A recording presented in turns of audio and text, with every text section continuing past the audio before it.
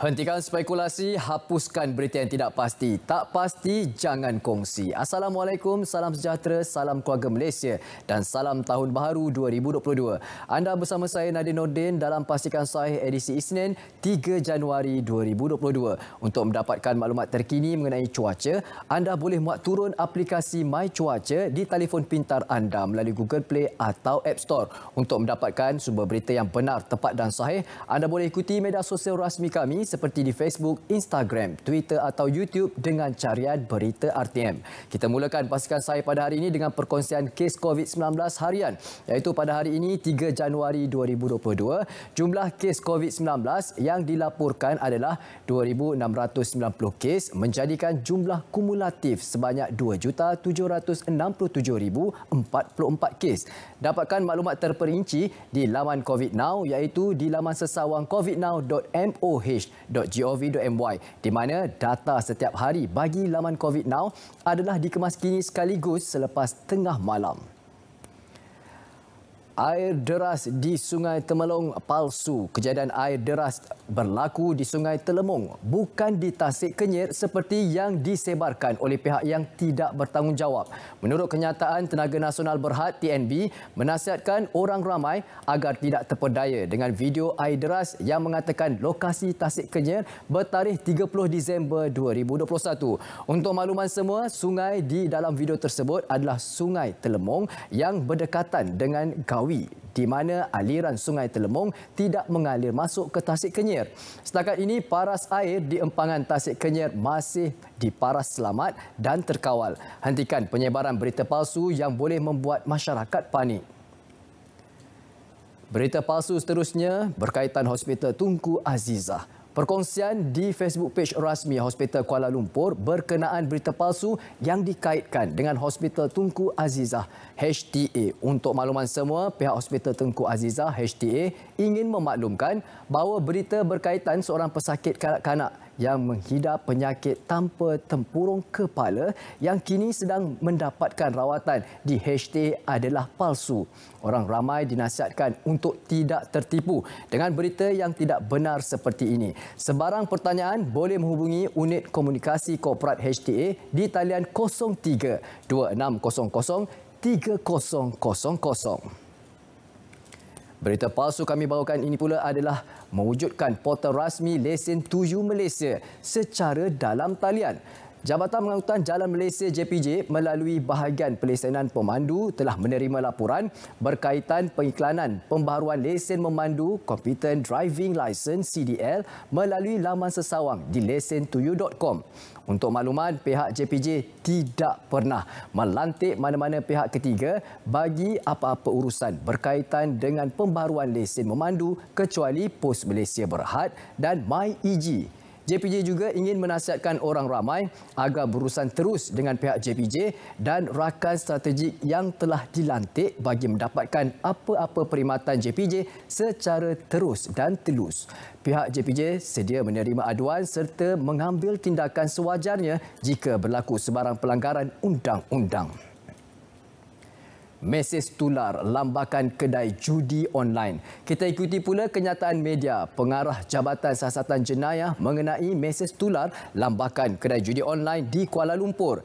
Untuk pengetahuan semua, sepanjang 2021, sebanyak 1,528 serbuan berjaya dijalankan. Jumlah serbuan berjaya ini menunjukkan peningkatan sebanyak 749 serbuan. Bagi Januari hingga Disember 2021, seramai 2,933 orang telah ditangkap di bawah Akta Kesalahan berkaitan dengan judi online. Pada tahun 2021 juga, sebanyak 1,528 kertas siasatan telah dibuka dan sebanyak 1,142 daripadanya telah berjaya dituduh. Ini menunjukkan peningkatan sebanyak 581 kes yang dituduh pada tahun 2021.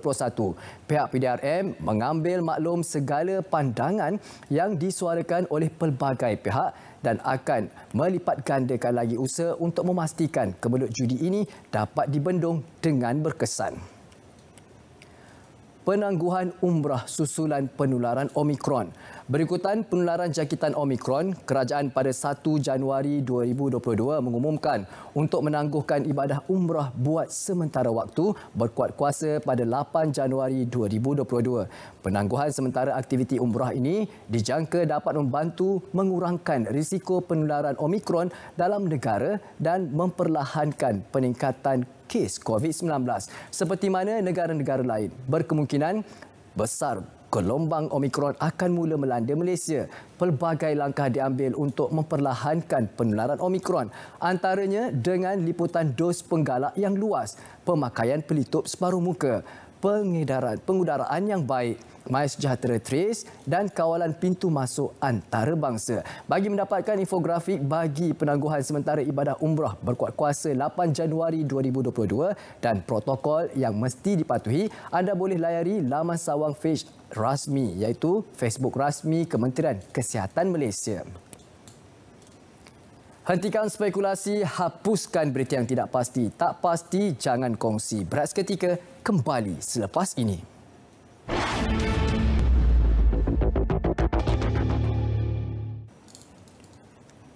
Terima kasih kerana masih lagi setia bersama kami dalam Pastikan Sahih. Jumlah penduduk terjejas banjir di Johor terus meningkat kepada 3,841 orang. Daripada 1,008 setakat 8 pagi tadi, sebanyak 62 pusat pemindahan sementara PPS dibuka di 6 buah daerah terjejas. PPS paling tinggi menempatkan penduduk terjejas ialah Sekolah Kebangsaan Kampung Tenang. Sebanyak 502 orang iaitu Sekolah Kebangsaan jenis Cina Tahkang iaitu 319 orang dan Dewan Sekolah Kebangsaan Batu Anam sebanyak 256 orang. Amaran banjir dipertingkat susulan Sungai Segamat dan Sungai Tangkak berada pada paras bahaya. Kadar indeks jenayah di Kedah menurun pada tahun 2021. Sebanyak 3,822 kes dilaporkan berbanding 4,133 kes bagi tahun 2020. Ketua Polis Kedah, Datuk Kamaruzaman Mamat berkata, penurunan sehingga 311 kes itu bersamaan 7.52% merangkumi jenayah bermotifkan kekerasan dan jenayah harta benda. Tahun lalu juga menyaksikan peningkatan 7,465 tangkapan dilakukan menerusi pelbagai jenis kesalahan.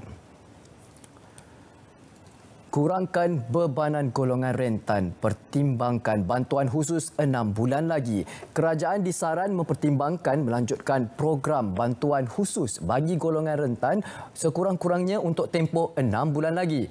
Penganalisis ekonomi Profesor Madya Dr. Irwan Shah berpendapat ini berikutan situasi semasa seperti bencana banjir yang membebankan khususnya kumpulan berpendapatan rendah dengan isi rumah yang besar. Menurut beliau, rakyat mungkin akan terjejas jika moratorium tidak diteruskan dan ini akan memberi kesan kepada prospek pertumbuhan ekonomi negara. Bantuan-bantuan yang lain seperti bantuan kewangan secara langsung juga pada ketika ini boleh ditambah bukan sahaja akibat keadaan banjir tetapi juga keadaan harga barangan serta kos sara hidup yang semakin meningkat. Bantuan yang disalur akan dapat membantu merangsang pertumbuhan ekonomi melalui perbelanjaan domestik. Pengeluaran khas KWSP beri impak pasaran bond iaitu di saham negara. Meskipun ia merupakan hasil caruman para pencarum itu sendiri, namun ia bercanggah dengan mandat yang diamanahkan kepada institusi tersebut iaitu menjamin simpanan persaraan pekerja. Sementara itu, masih terdapat langkah alternatif yang boleh dimanfaatkan kerajaan bagi membantu kumpulan yang terkesan tanpa perlu mengusik dana persaraan mereka. Antaranya, pakej kewangan tanpa faedah yang boleh ditawarkan menerusi institusi kewangan masing-masing. KWSP sebelum ini memaklumkan tiada peruntukan dalam akta yang membenarkan pengeluaran untuk bencana alam. Jambatan Baili ganti sementara Jambatan Kampung Tanjung Pauh yang musnah akibat banjir. Ketua Setiausaha Kementerian Kerja Raya, Datuk Wan Ahmad Uzair berkata, kerja pemasangan jambatan berukuran 18 meter panjang dan 9 meter lebar berkenaan telah dimulakan dan dijangka siap hari ini 3 Januari 2022. Pemasangan jambatan Baili dibantu 20 anggota Regimen Askar Jurutera Diraja RAJD yang juga pakar dalam pemasangan jambatan. Pada masa yang sama, kerja-kerja membaiki jalan-jalan yang rosak turut akan dilaksanakan. Pihak kementerian juga mengaktifkan bilik kerakan bencana iaitu Big Ben JKR Malaysia yang beroperasi 24 jam sehari bagi memantau dan melaporkan situasi banjir atau bencana alam yang berlaku di seluruh negara. Menara telekomunikasi perlu dibawa pada paras lebih tinggi elak risiko ditenggelami banjir. Langkah itu bagi memastikan kerosakan di kawasan menara dapat dikurangkan selain memastikan sistem perhubungan telekomunikasi tidak terputus ketika bencana melanda. Beberapa kaedah pelaksanaan termasuk penggunaan platform akan segera diputuskan. Menteri Komunikasi dan Multimedia Malaysia KKMM juga telah mengarahkan Jabatan Penerangan dan Jabatan Penyiaran untuk menggubal satu sistem penyampaian maklumat lebih efisien di kawasan berisiko banjir termasuk pemakluman amaran awal. Mutu dan penyampaian maklumat sedia ada juga perlu ditambah baik sesuai dengan perkembangan semasa, khususnya melibatkan penggunaan teknologi terkini. RM1 bilion kos baik pulih infrastruktur rosak akibat banjir. Kerja-kerja perbaikan infrastruktur yang rosak akibat banjir di seluruh negara dijangka menelan belanja RM1 bilion. Infrastruktur seperti jalan raya, jambatan dan cerun di bawah seliaan KKR perlu segera dibaiki agar akses serta jalinan hubungan rakyat dapat diteruskan. Selaras dengan saranan Perdana Menteri Datuk Seri Ismail Sabri Yaakob, kerja-kerja perbaikan infrastruktur tidak boleh ditangguh dan perlu dilaksanakan segera. Fokus utama adalah memastikan laluan yang terjejas dapat dilalui semula dan kemudian memastikan cerun-cerun serta infrastruktur berkenaan selamat untuk digunakan. Sementara itu, KKR sedang mengambil langkah untuk menghadapi kemungkinan berlakunya gelombang kedua banjir. Pihaknya bekerjasama dengan Jabatan Hutan untuk memastikan hutan dan cerun tidak rosak.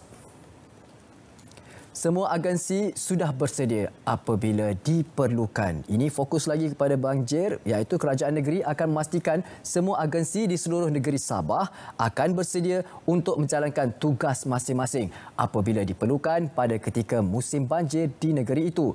Bantuan makanan kecemasan juga sedang disediakan untuk diedarkan kepada mangsa banjir secepat mungkin oleh agensi berkaitan. Sehingga petang semalam, seramai 1,249 mangsa banjir daripada 432 keluarga telah dipindahkan di 5 daerah iaitu Kota Marudu, Sandakan, Telupit, Beluran, Pitas dan daerah Kecil Paitan.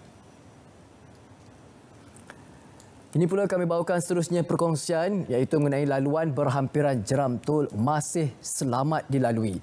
Pengarah Jabatan Kerja Raya Negeri Sembilan, Insinyur Wan Hasnan Wan Musa berkata pihaknya telah ke lokasi kejadian dan menjalankan pemeriksaan di kawasan tersebut serta mendapati tiada pergerakan atau keretakan ke atas tiang sambut jambatan berkenaan.